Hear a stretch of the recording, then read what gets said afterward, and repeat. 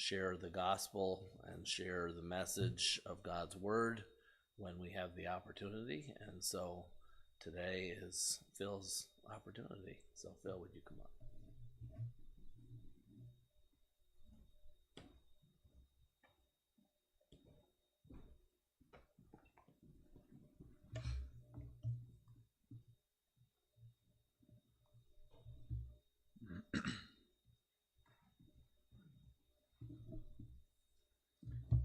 We'll be in Matthew today.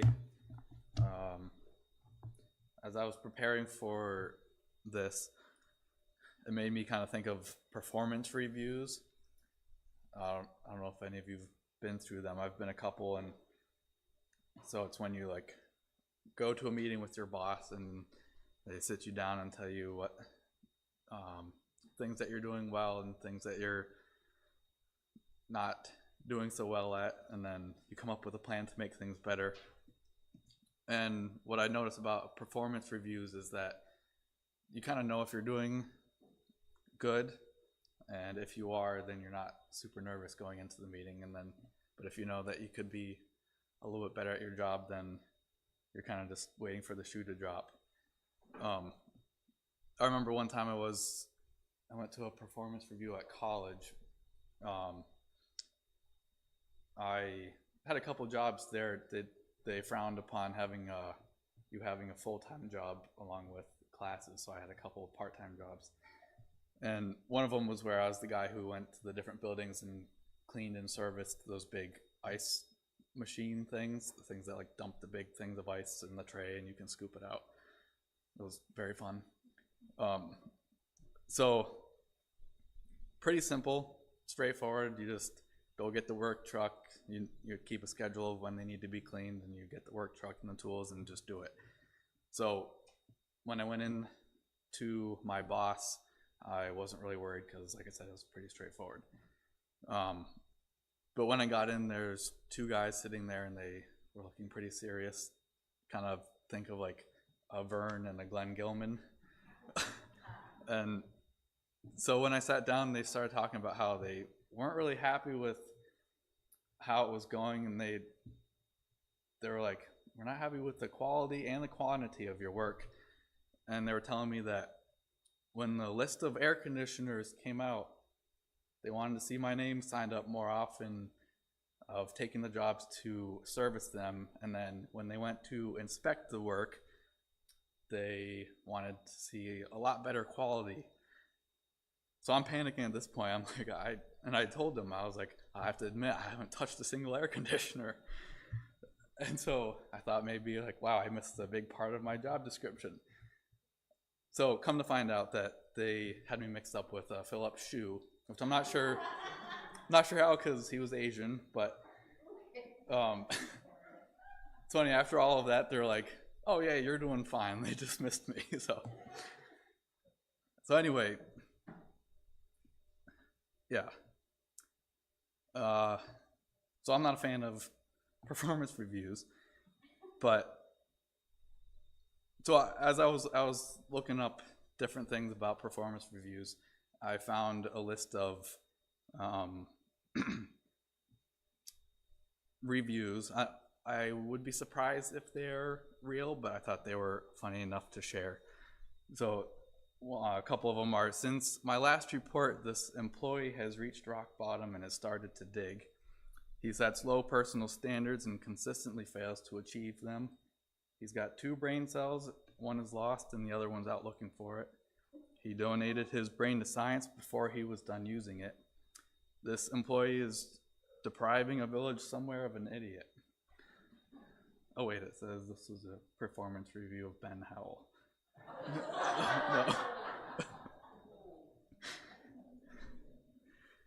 No, so anyway, all that to say is I wanted to talk about the parable today in Matthew that sort of has some performance reviews in it, and that's what I want to go through. So if you open up to Matthew 24, we're going to be talking about the parable of the talents.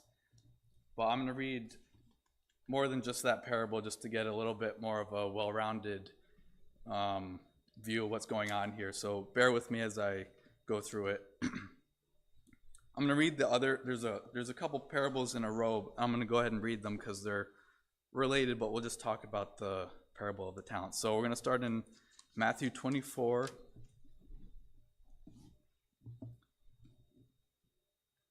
Starting in 36. Matthew 24:36. And we'll go to through 25 to verse 30.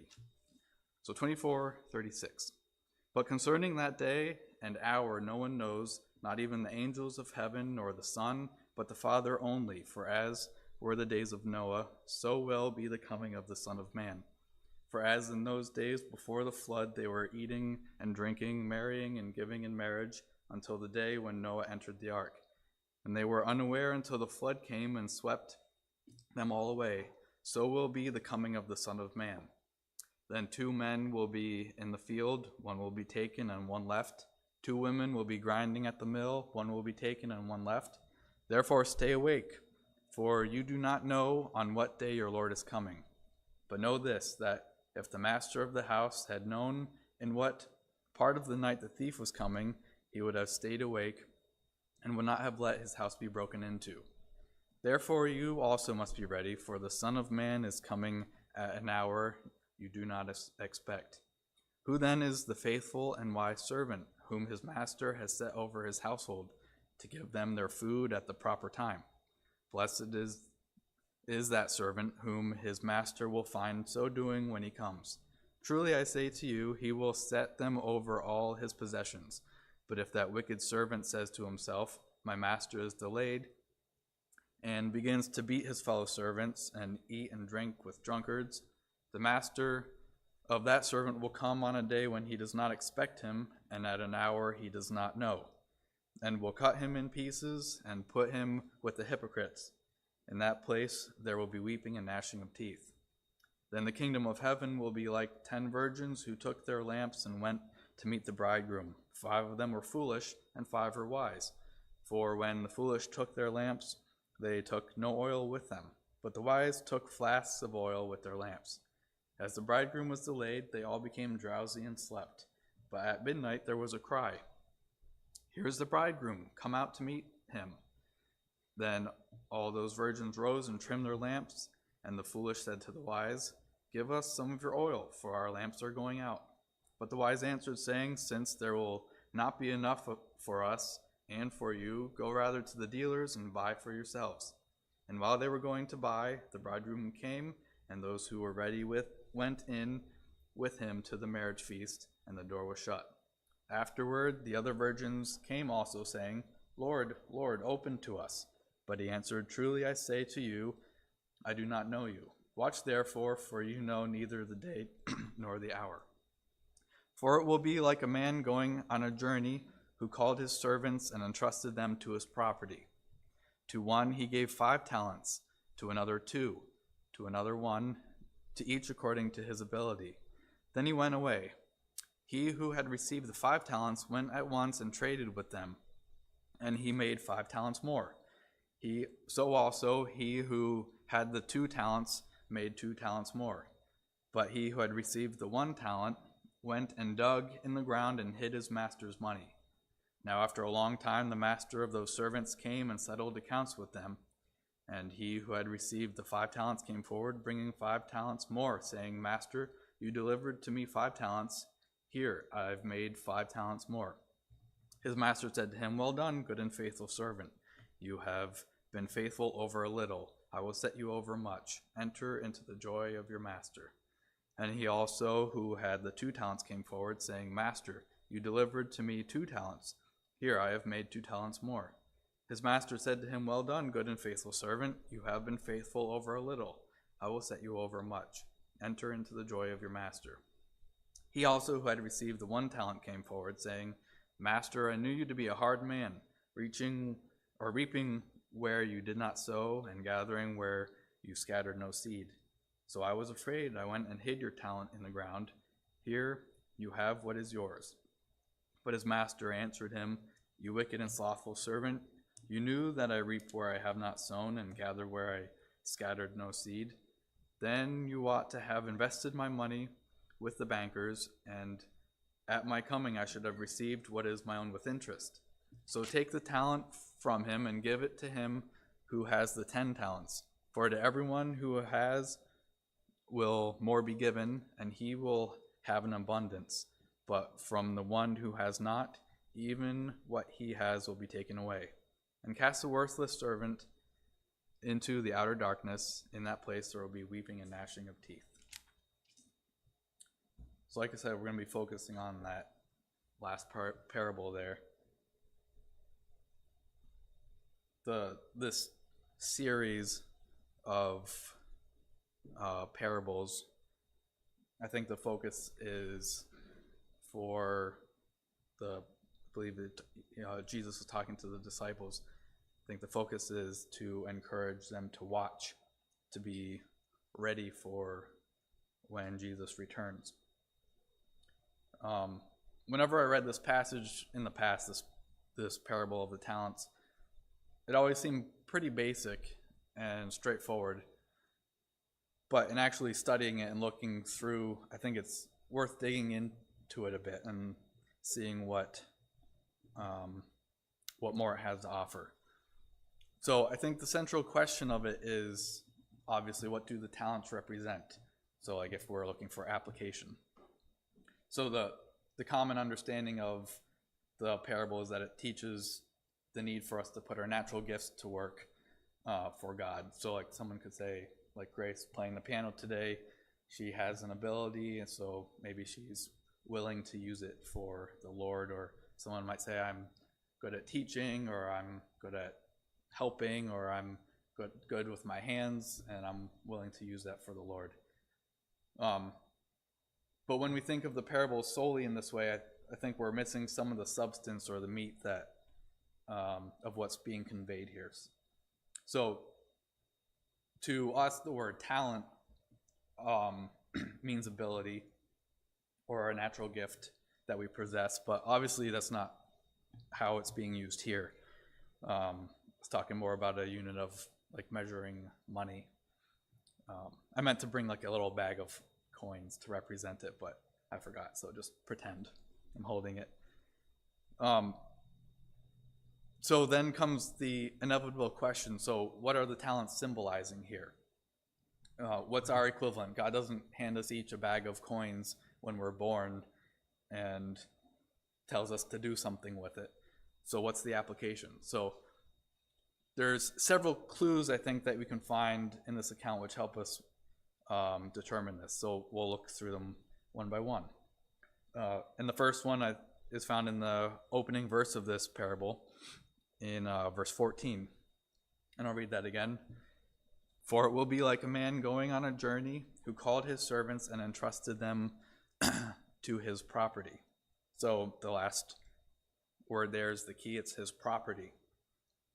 So that's another term that is used for the talents that were distributed here. They're the master's property, or obviously the master is referring to God here. So think of them then as not something that man can give or distribute, but something that only God can control, the talents.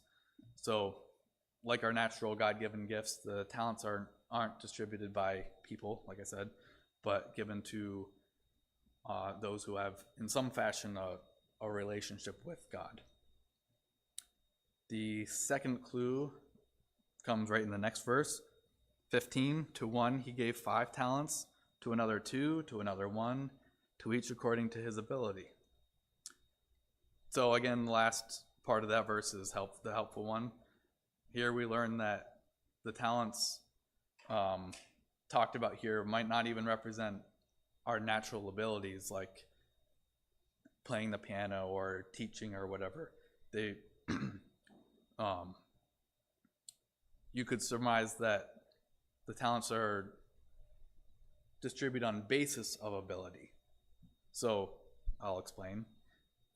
Since it's not explicitly stated here why the talents were distributed as they were, 5, 2, and 1, it kind of leaves room for speculation, so I'm going to take some liberties here. So you could perhaps assume that one man, the guy who got the 5, maybe had more natural abilities. The guy who was given 2, maybe he had abilities, but maybe a few, not as many. And then the guy with the 1, just a few abilities.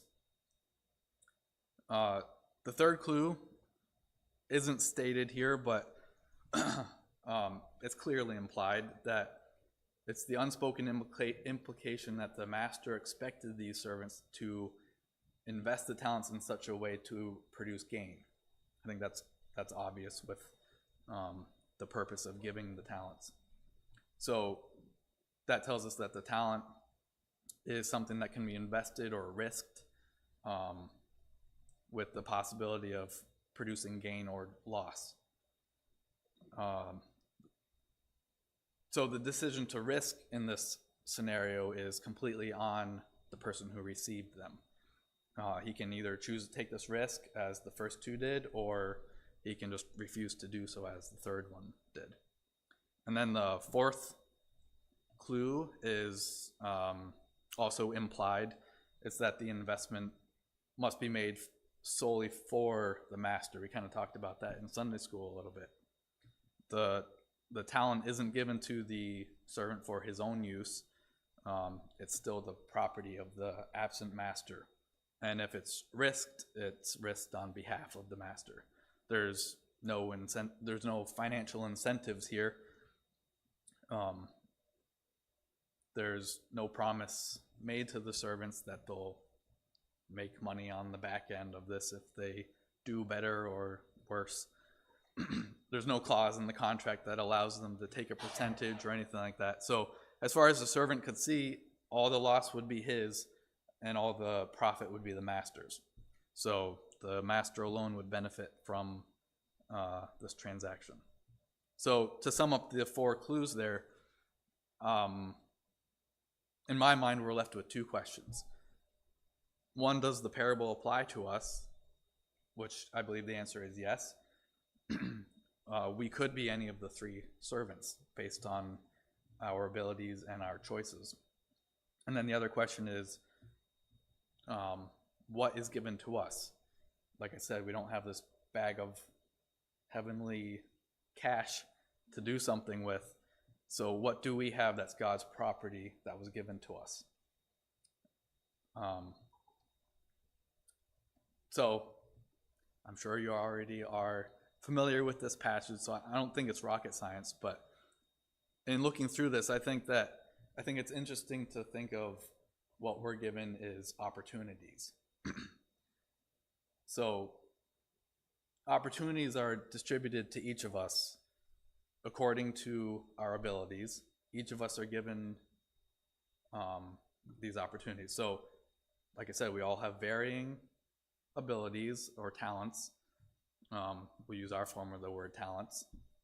But the one who gave us those abilities is the one also giving the opportunity. So, and then ultimately there will be an accounting when the master returns, or essentially a performance review on how he did. So, and that's described for us. Jesus tells the disciples right here in verse 19, "Now after a long time the master of those servants came and settled accounts with them. And he who had received the 5 talents came forward, bringing 5 talents more, saying, 'Master, you delivered to me 5 talents. Here, I have made 5 talents more.' The master said to him, 'Well done, good and faithful servant. You have been faithful over a little. I will set you over much. Enter into the joy of your master.'" So the first guy, he gained 100% return in his investments. So in terms of application to our lives, he made full use of his opportunity that he was given. Again, not for his own advancement, but for the advancement of his master. So to this man whose God-given talents were all at his master's disposal, not in an empty commitment of word, but in actual deed, he was told, "Well done, good and faithful servant." So obviously Jesus would never say, "Well done, lightly. It's not empty praise. He wouldn't say that to someone who didn't deserve it. And then he says, the master sets him over much, which coming from a master can be assumed that it's quite a bit. And then he adds, enter into the joy of your master. So what is the joy that he's talking about? Well, again, it's not explicit in the parable, but we know what it is for us, which would be the joy of achieving the result of our blood, sweat, and tears, the joy of having satisfied God. It's the eternal kind of joy, not the kind of joy that we gain here on earth. So Jesus continues the story of this performance review in verse 22. The next guy. And he also, who had the 2 talents, came forward, saying, Master, you delivered me 2 talents here. I have made 2 talents more. His master said to him, Well done, good and faithful servant. You have been faithful over a little. I will set you over much. Enter into the joy of your master. So the guy who had the 2 talents, he gained 2 talents more. So again, that's 100% return in his investments. So that means that he too chose to put his master first, and he risked loss to himself to so that his master could prosper. And sure, if you're just doing math, you could say that he technically gained 3 less than the first guy, but in this verse here, there's no comparing here. There's not one syllable of difference between what the master says of the guy who gave 10, between him and this guy who gave back 4. He says the same exact thing. Well done, good and faithful servant. So inevitably, Jesus moves to the climax of the story. The last guy here in verse 24. He also, who had received the 1 talent, came forward, saying, Master, I knew you to be a hard man, reaping where you did not sow and gathering where you scattered no seed. So I was afraid, and I went and hid your talent in the ground. Here you have what is yours. But his master answered him, You wicked and slothful servant, you knew that I reap where I have not sown and gather where I scattered no seed. Then you ought to have invested my money with the bankers, and at my coming I should have received what was my own with interest. And then he explains, take it from him, give it to him who has 10 talents, and then has the consequences. So at first, my first instinct is to say, well, that's kind of harsh. The whole weeping and gnashing of teeth thing at the end. It feels kind of harsh to treat a servant like that, especially since he at least had the responsibility of making sure his master got the money back that he gave without any loss, and he didn't lose it or steal it for himself. But it's kind of put into perspective when we hear Jesus' words in verse 29. For to everyone who has will more be given, and he will have an abundance. But from the one who has not, even what he has will be taken away. So this isn't talking about the rich get richer type of deal. Like if you have money, you get more, and if you're poor, well then you're just tossed away. Because remember, we're not really talking about money here. It's talking about growth and making use of opportunity. So the basic purpose of life is growth, increase and return, like in this parable. And so to fail in this purpose is to be fundamentally unprofitable. So all life grows, its definition. And if it doesn't, it's already ceased to live and is no longer worth anything. So I think that this is what Jesus means. This servant had gained nothing because he didn't risk anything. There was no increase because there was no investment. And again, think of these talents as opportunities. Not very useful if they're buried. Or think of that song, I'm Gonna Let It Shine, hide it under a bushel. not useful if it's hidden. So something needs to be done with the talents or with the opportunities to make them worth anything. He had one great opportunity to risk himself on behalf of his master, but he deliberately put it away and ignored it. So again, I might be taking liberties here because it's not explicit here. But since parables are verbal pictures of things, I think it's fair to assume there's something deeper than face value. The outcome of the story tells us the potential significance of the missed opportunity for this third servant here. So I do think there's room to associate this one talent as his opportunity to give himself to God, or the opportunity to be redeemed. Not saying that's what it is, but I think it's an interesting thing to consider. That one venture was a possibility that was available all through the time of his master's absence. So when he was given that talent, master left. He was supposed to do something with that before his master returned, but he deliberately put it away from himself. And rather early in the game, he had gone and hid it in the ground, and when it was safely buried, he could keep it out of his mind and not worry about it, go on the comfort of his own life, not being reminded of his master's expectations. But since he didn't take any risk for his master's sake, and obviously we're picturing Christ as the master, he didn't take any risk for Christ's sake, he then didn't have any spiritual influence. There's no impact for eternal good. His life counted for nothing. There's no spiritual power. It's all for himself. And then when the master returns, the servant has this little speech that he had prepared. You can kind of imagine him in front of the mirror just reciting this, anticipating his performance review. So he essentially says to the master that you're unreasonable, expecting other people to do the dirty work while you get all the benefits, and if they fail to satisfy your expectations, you're going to accuse them. So essentially I was afraid to risk what you gave me so I wouldn't lose it, and then I'd have to face your wrath when you returned if I did. But I've outwitted the system, I've kept your talent safe for your return, and here's exactly what you gave me, and now we're even. But the master doesn't really seem to leave room for debating about this, or about his character with this servant. He's kind of trying to pull a reverse performance review here. The master isn't taking any nonsense in verse 26. But his master answered him, "You wicked and slothful servant, you knew that I reap where I have not sown and gather where I have scattered no seed."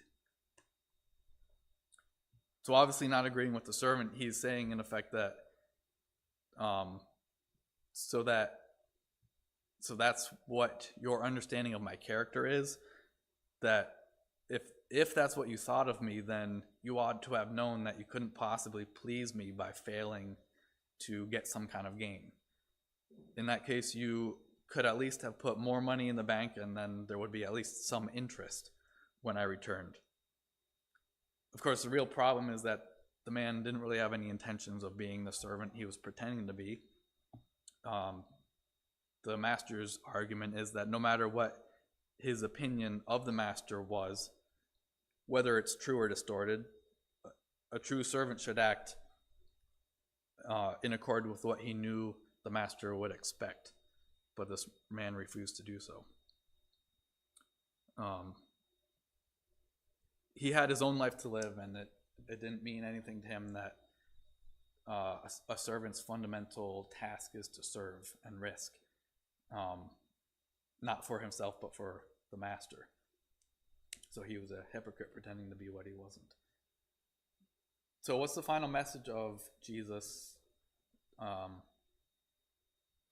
from Jesus in telling of this story? So from what I can tell, based on back in chapter 24, where he's talking about we're not sure when Jesus is going to come back.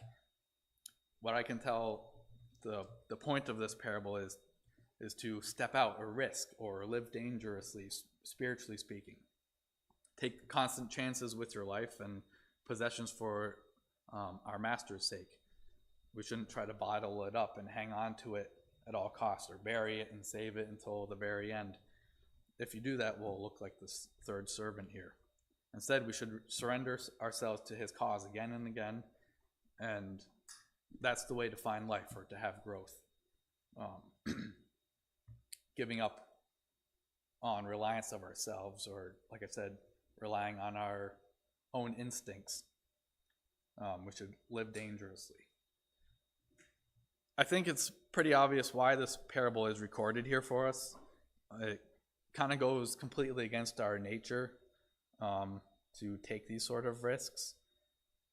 But if you ever catch yourself squandering God-given opportunities because of ease or comfort, like maybe we could catch ourselves saying, like, I'm sorry I didn't get to it because we might not say this out loud, but maybe work was more important, or it would have been embarrassing, or they might not like me. Again, you're kind of sounding like this guy here who wasn't willing to take the risk with his given opportunities. So to live for Christ is to love men with his love, and that does mean risk. I mean, we're told in the Bible that it's not going to be easy. So like I said, this parable is fairly limited, and it only gives us a few verses to work with. So I do like application. So I think kind of what I think the application is, since this parable is in the Bible, I think it's fair to conclude that it's not just an interesting story, but there is some eternal significance we can find here. So we should listen carefully and be willing to enlighten our hearts and minds, and be open to opportunities, be open to grow to the glory of God. I think there is more to discover here, especially with pairing these other parables, like the parable of the 10 virgins, and talking about the end of 24. But for today, I'll wrap this up by focusing on the master pictured here. I think it's a great informative picture of him leaving us, like leaving, going up to heaven, the period of him being away, what our responsibilities are during that time, and then him coming back. And as we were reminded today, we are in the deciding what to do with our talents stage, or opportunities, while we're waiting for the master to return. And maybe thinking of it this way makes it feel kind of intimidating, waiting on our performance reviews, and thinking of it like that might make it hard to celebrate the meaning of this table. But if we think of it like this, God didn't need to give us the job in the first place. His company would do just fine without us, but he wanted to bring us on, using the job illustration. So I'll ask the men to come forward, and as they do, I just want to say that we have the opportunity to celebrate something amazing that was done for us. God didn't send his son to die for the people who gave him the 10 talents back, or the 4 talents back, or he didn't send his son to die for the people who gave 100% return, or 50% return, or even 0% return. He sent his son to die for the people who have absolutely nothing to give. And then those of us who accept that gift get our bag full of talents or opportunities, and we need to take it and then do something with it.